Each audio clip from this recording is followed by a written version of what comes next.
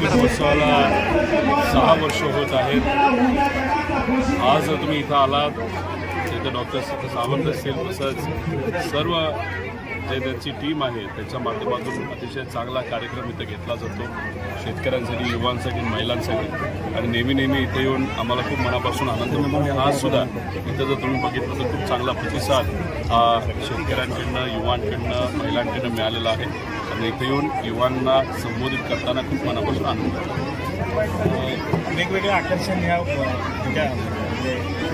प्रदर्शनात पाहायला मिळते, याविषयी काय आहे? इथे जर तुम्ही बघितलं तर मशीन्स मोठ्या प्रमाणात आहेत, जे शेतकऱ्यांसाठी महत्त्वपूर्ण ठेवू शकतात। तुम्ही पुढे बघितलं तर ड्रोनसुद्धा ठेवण्यात आलेला आहे। त्याच्याचबरोबर इथं प्राणीसुद्धा आहेत आणि काही ठराविक आकर्षणं प्राण्यांच्या बाबतीतसुद्धा इथं ठेवण्यात आलेली आहेत। त्याच्याचबरोबर काही सीड कंपन्या आहेत आणि ह्यांच्याशी संवाद साधून मग शेतकऱ्यांना नवीन काय चाललं आहे शेतीमध्ये हे कुठे ना कुठेतरी ते कळत असतं। काही सरकारी ज्या संस्था आहेत त्यांचेसुद्धा इथं स्टॉल आहेत। ॲग्रिकल्चर डेव्हलपमेंट ट्रस्ट बारामती त्यांची जी KVK आहे त्यांचा सुद्धा स्टॉल आहे। त्यांचं आर्टिफिशियल इंटेलिजन्सबद्दल सुद्धा इथं शेतकऱ्यांना माहिती दिली जाते। अशा चांगल्या वातावरणामध्ये हा कार्यक्रम आणि अराजकीय कार्यक्रम फक्त शेतकऱ्याच्या हितासाठी आणि युवांच्या हितासाठी आज इथं होतो। हे बघितल्यानंतर अनेक मान्यवरसुद्धा खूप मनापासून आनंदी झालेले आहेत। अंजली दमानी यांनी धनंजय मुंडे यांच्या मंत्रिपदाच्या राजीनाम्याची अपेक्षा व्यक्त केली। आतापर्यंत भ्रष्टाचाराचे पुरावे मिळाले आणि 4 दिवसापासून मी खूप स्टेटमेंट दिले, त्यातलं त्यांना राजीनामा देतील अशी अपेक्षा व्यक्त केली। अशी अपेक्षा अख्खा महाराष्ट्र त्या ठिकाणी व्यक्त करत आहे। करप्शन काय केलं, कसं केलं, त्याच्याचबरोबर जी घटना देशमुख परिवाराच्या बाबतीत झाली त्याच्यामध्ये नेत्याचा नाहीतर मंत्र्याचा हात होता नव्हता हा वेगळा विषय आहे, पण महत्त्वाचं काय नैतिकता कुठेतरी दाखवण्याची जरूरत आहे। कारण का आरोराबांच्या बाबतीतसुद्धा अशीच एक घटना झाली होती। हिंदी बोलत असताना थोडीशी हिंदी चुकली आणि त्याच्यामध्ये काही चुकीचे शब्द निघाल्यानंतर नैतिकता बघत आरोराबांनीसुद्धा तिथं राजीनामा दिला होता, अजितदादांनी राजीनामा दिला होता, देशमुख साहेबांनी, मुख्यमंत्र्यांनी राजीनामा दिला होता। आणि मग अशाच नैतिकता त्या सर्व नेत्यांनी तिथं दाखवली। त्यांचा जो पक्ष आहे त्या पक्षाचे नेते दादा आहेत त्यांनीसुद्धा एकदा अशाच पद्धतीने नैतिकता दाखवली होती। मग हे सगळं वातावरण गरम असताना जेव्हा त्यांच्याच जवळचा एक कार्यकर्ता म्हणण्यापेक्षा अतिशय जवळची व्यक्ती, अर्थकारण बऱ्याच काही गोष्टी ही व्यक्ती तिथं बघायची कराड। आणि मग याच्यावर जेव्हा ॲलिगेशन झालं की त्या व्यक्तीने जेव्हा एखादा गुन्हा केला आहे अशी चर्चा नाही तर त्याच्यावर आता पोलीस आणि सगळी यंत्रणा याच्यावर लक्ष देऊन आहे। मग याच्यात नैतिकता दाखवून त्यांनी कुठेतरी माघार घ्यायला पाहिजे होती। 6 महिने माघार घेऊन म्हणजे काय निकाल लागतोय ज्युडिशियल एन्क्वायरीचा तो बघून पुढे निर्णय घ्यायला पाहिजे होता। पण नैतिकता दाखवण्यासाठी सुद्धा धाडस लागतं, ते कदाचित आजच्या नेत्यांमध्ये नाही आहे असं आपल्याला म्हणावं लागतं। दादा, केंद्रीय म्हणजे निवडणूक आयोग आणि महाराष्ट्र निवडणूक आयोगाला हायकोर्टानं नोटीस दिलेली आहे, कारण 6 नंतर जवळपास 76 लाख विधानसभेमध्ये मतदान झालेलं आहे। काय विषय? आमचं तर मत आहे की हायकोर्टने हा सुद्धा निर्णय द्यायची जरूरत आहे। एक तर अभिनंदन करतो हायकोर्टचं, त्यांनी अशा पद्धतीने निर्णय दिला आणि माहिती मागवलेली आहे। पण हायकोर्टला अशी सुद्धा विनंती आम्ही करणार आहोत की जे CCTV कॅमेरा होते ज्याच्यामध्ये किती लोकांनी मतदान तिथं केलं, म्हणजे कुणाला केलं हे कळत नाही पण किती लोकांनी मतदान केलं ते मात्र तिथं कळतं। कारण काही लोकांची शंका आहे की काही मतपेट्यांमध्ये नाही तर EVM मशीनमध्ये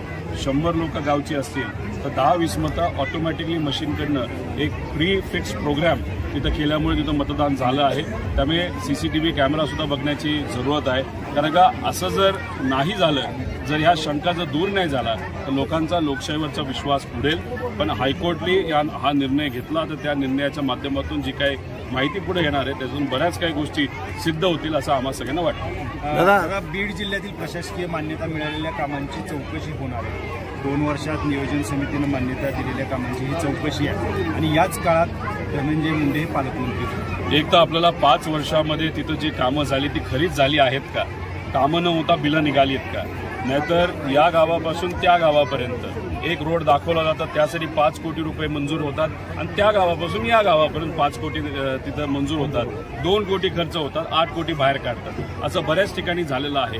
त्याच्याचबरोबर जे कुठले कॉन्ट्रॅक्टर आहेत ठराविक कॉन्ट्रॅक्टरलाच कामं मिळाली का हे सुद्धा बघण्याची जरूरत आहे। आणि त्या कॉन्ट्रॅक्टरच्या मागे कर्णधार कोण त्याचं नाव कराडच निघणार आहे तर त्या व्यक्तीचं नाव सुद्धा पुढे आलेलं पाहिजे। त्यामुळे ही कामं बघून जे काही पैसे खाण्यात आलेले आहे, भ्रष्टाचार झालेला आहे, कुठेतरी लोकांसमोर आणण्याची जरूरत आहे। पण सरकार जी काही एन्क्वायरी लावते त्याच्यातून काही निघेल असं वाटत नाही. ज्युडिशियल एन्क्वायरीवर आपल्याला विश्वास ठेवता येईल, कारण ह्याच्या आधी SIT लावले, बऱ्याच काही गोष्टी झाल्या, पण ते SITतून काही आजपर्यंत निघालेलं नाही. राजकीय दृष्टिकोनातून ह्या सगळ्या गोष्टी केल्या जातात. त्यामुळे ज्युडिशियल एन्क्वायरी लावून नाही एका चांगला अधिकारी, निलंक अधिकारी ज्याच्यावर कुठलाही कलंक नाही अशा अधिकाऱ्याला, माजी अधिकाऱ्याला काम देऊन ह्या सगळ्या गोष्टी बघण्याची जरूरत आहे. पण तेवढं धाडस सरकार दाखवेल असं मला वाटतं. उद्यापासून कॉन्ट्रॅक्टरचं आंदोलन आहे, काम बंद आंदोलन. त्यांची बिलं थकीत आहेत, यासाठी ते उद्यापासून आंदोलन करत आहेत. मात्र सरकारमधले जे मंत्री आहेत ते सांगतायत मार्चपर्यंत बिलं दिली जातील. आपल्याला काय वाटतं, ही जी बिलं स्थगित आहेत आणि कॉन्ट्रॅक्टरचं आंदोलन हे महत्वाचं आहे. 90,000 कोटी तुम्ही रुपये कसे देणार आहात? एका बाजूला तुम्ही या छोट्या छोट्या कॉन्ट्रॅक्टरचे पैसे तिथं प्रलंबित ठेवलेले आहेत, त्यांना तुम्ही देत नाही, त्यांनी कामं तिथं केलेली आहेत. आता या कॉन्ट्रॅक्टरचे पैसे तुम्ही देणार नसाल तर नवीन कॉन्ट्रॅक्टर काम कसं करणार? आणि मग कामं जर नाही झाली तर लोकांना सेवा आपल्याला कशी देता येईल? त्याच्याचबरोबर आपण जर बघितलं तर MSIDC असेल, MSRDC असेल, त्याच्याचबरोबर आरोग्य विभाग बघा, त्याच्यामध्ये ॲडव्हान्समध्ये पैसे दिलेत. MSRDC सुद्धा जे काय आपलं ST ज्याच्या अंडर येते त्याच्यामध्ये 2,000 कोटीचा कॉन्ट्रॅक्ट दिला गेला. आणि असं आता चर्चा आहे की त्यातून इलेक्शनसाठी 200 कोटी हे त्या कॉन्ट्रॅक्टरले आधीच कॉन्ट्रॅक्टरकडनं काही नेत्यांनी आधीच, सत्तेत असणाऱ्या लोकांनी आधीच घेतलेत.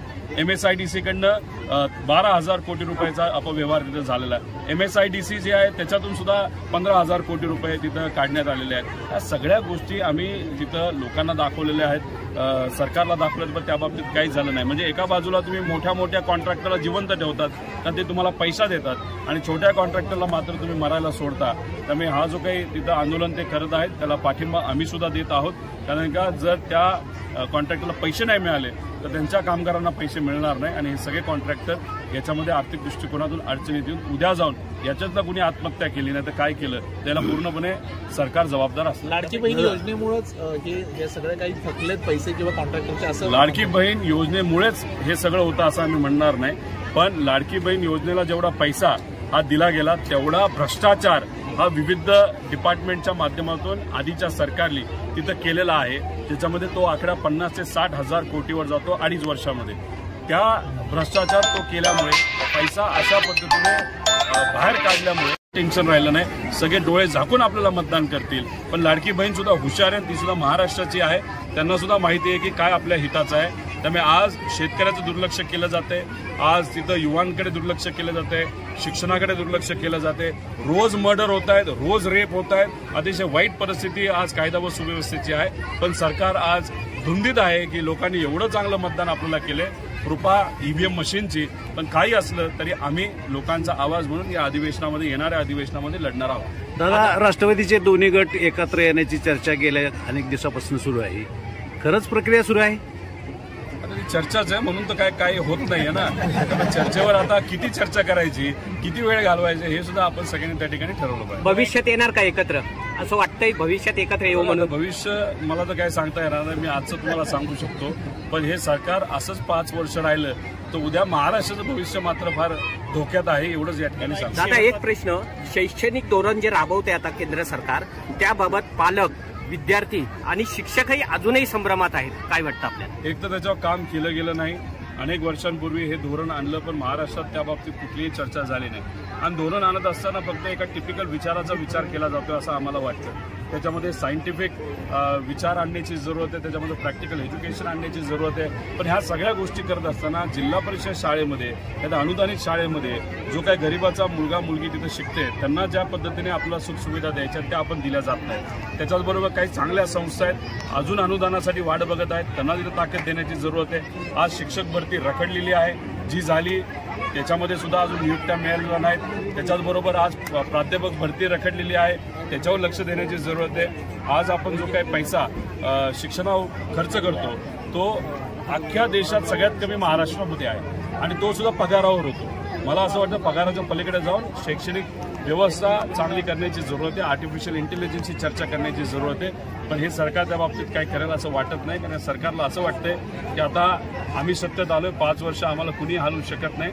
पण मराठी माणसं हुशारत आणि आपल्या ताकद कधी ना कधी दाखवतील असा विश्वास सुद्धा वाटतो. दादा, एक शेवटचा प्रश्न आहे. मुख्यमंत्री देवेंद्र फडणवीस मुख्यमंत्री पदावर विराजमान झाल्यानंतर अजूनही ते वर्षाबंधावर गेलेले नाहीत. अजून अनेक तर्क वितर्क लढवले जातात. संजय राऊत यांनी देखील बऱ्याच टीका केलेल्या आहेत. तुम्ही काय बघता? आता माहीत नाही, अशी अघोषित चर्चा आहे की तिथं कदाचित काही गोष्टी आधीच्या सरकारमध्ये केल्या गेल्या होत्या, ज्याची भीती इथं आज नवीन मुख्यमंत्र्यांना तिथं वाटते. आता ती काय गोष्टी झाल्या होत्या, काय पद्धतीच्या पूजा झाल्या होत्या, तर काय वेगळं झालं होतं, काय अंधश्रद्धा आहे आजच्या मुख्यमंत्र्यांची, हे आपल्याला तर सांगता येणार नाही. का आम्ही अशी माणसं आहोत, आम्ही लोकांवर विश्वास ठेवून चालतो, माणुसकीवर विश्वास ठेवून चालतो, संतांच्या विचारावर विश्वास ठेवून चालतो. आम्हाला अंधविश्वास कळत नाही.